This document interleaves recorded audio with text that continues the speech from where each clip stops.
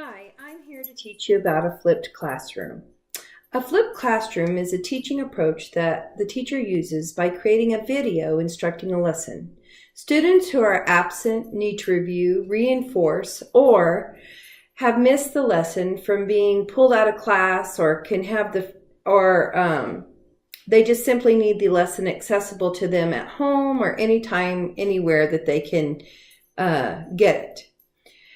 This allows teachers to use the class time with students to work through problems, advance concepts, and engage in collaborative learning.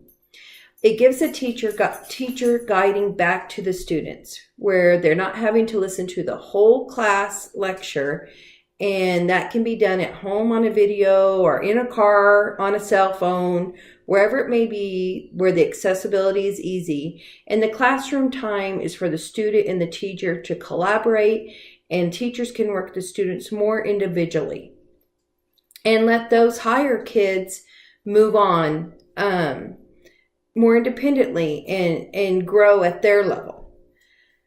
Benefits of the flipped classroom is students have the lesson accessible for their need. They can ask a question about the lesson to the teacher by simply watching the video and taking a note down saying, I didn't quite understand what you meant here, and giving it to the teacher at class when it's time to work together. Or they could send a message through Google Classroom, texting, however they feel comfortable, and the teacher is able to respond to them individually for their personal need. If they have a group of students that you're getting messages from, you're able to take that group and work with them in a smaller group during class time to reteach that concept.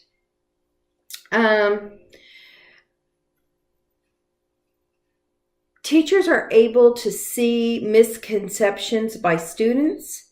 They're working with them individually, and by these questions, they are able to know ahead of time of how to possibly bring something across to them in a different way because they're prepared. They know what they're not getting.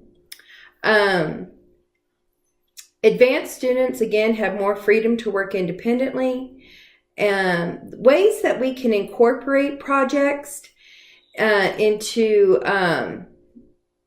incorporate project-based learning into a flipped classroom environment is to share information. You can research and provide articles ahead of time. You can write your own articles or story or whatever you want the students to have for that lesson. You can use already created materials as long as you are honoring the copyright laws. The lessons could be from other teachers. It could be from websites, or even you could do screencasting. Screencasting is where students and parents and even other teachers can follow along with the teacher as they're teaching on the screen. And I personally think this is a really neat idea because we have a lot of parents these days who say that the way they learned was different. So maybe if they're into their students learning, and they can do it with them and learn how we are teaching today to get across to their children. A great way to incorporate based learning is to tape yourself. Simply just tape yourself teaching a lesson like you would teach every day. And then the students have that to refer back to at any time for any need. Two examples of how to merge a flipped classroom model would be to provide the students with a picture. You could have them research what time period it's from or why it was created. Second, you could give students 3 instruments. Have them research how they got their name, who invented it, and a song that it was used in. These flipped classroom lessons can be done individually or collaboratively. An easy way to get started is to pick one of your lessons, look it up on Khan Academy, assign it to your class, and use your classroom time to collaborate and work individually with students on a project that supports the lesson. Challenges and solutions of implementing a flipped classroom. is you need to really make sure that the technology is available. Technology is always a factor when it comes to using any type of program, especially flipped classroom. Teachers need to make sure that they have the proper technology available to them in order for it to run smoothly.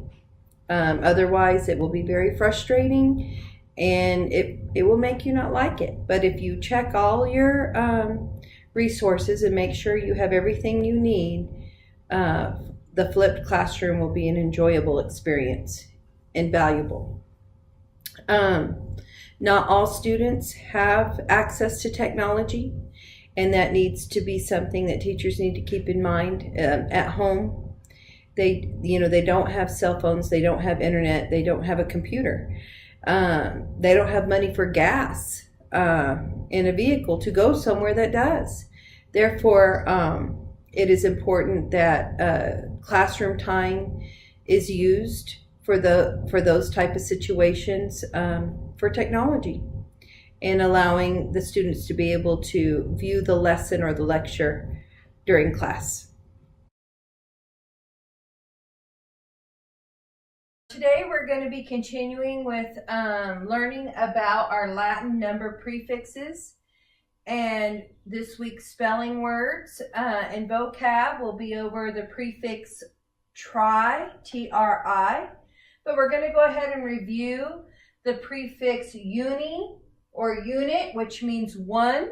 For instance, a unicorn has one horn. Last week we went over the prefix bi, B-I, meaning two. If we have a bicycle, we have a cycle with two wheels on it. And this week our prefix is going to be tri, which means three, T-R-I.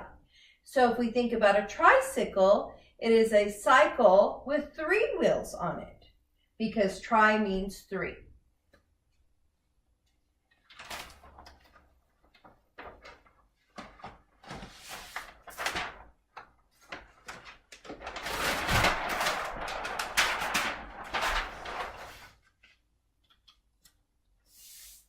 Okay, so this week's spelling and vocabulary will be Unit 5, Lesson 23. Again, we're focusing on the words that begin with the prefix tri, meaning three. Our first word is going to be triangle. Tri is the prefix. A prefix goes before the base word. The base word is angle, creating the new word triangle. The meaning is a shape with three angles, a geometric shape with three angles. Our next word is tripod. Again, tri is the prefix. It comes before the base word pod. A tripod is a three-legged stand. Usually you see people filming ball games or graduations and such. They have a stand with three legs and they have their video camera or regular camera on it to hold it. That's a tripod. Your third word is trio. Trio is a set or a group of three people or things. Three people or things. T-R-I, tree meaning three. Your fourth word is going to be tricolor. Your base word is color. Tri goes before it. It's a prefix, changing the meaning to having three colors. Three colors. Number 5 is trident. Trident is a three-pronged spear. If you watched The Little Mermaid, Ariel's dad, he was the king of the sea, the ocean. He had a three-pronged spear. That is a trident. Number 6 is triple. Again, we have T-R-I, meaning three. It's consisting of or involving three parts, things, or people. You might have heard in baseball or softball that They had a triple play. That means they got 3 people out. A triple play. Number 7, triplets. Again, TRI, your prefix. This means 3 children or animals born at the same time. Triplets. Number 8 is triplex. Again, your prefix TRI, meaning 3, is a building divided into 3 self-contained residences. A residence is a place someone lives. Where you live at is your residence. So you could consider a 3-story apartment building a triplex because it has 3 stories. Number 9 is triathlon. Again, we have tri as the prefix at the beginning of the word. It means 3. A triathlon is an athletic contest consisting of 3 different events. So they have to do 3 events in order to finish whatever contest that is, because it has the prefix tri in it. Our last word for this week is going to be trifocals. Again, focal is your base word.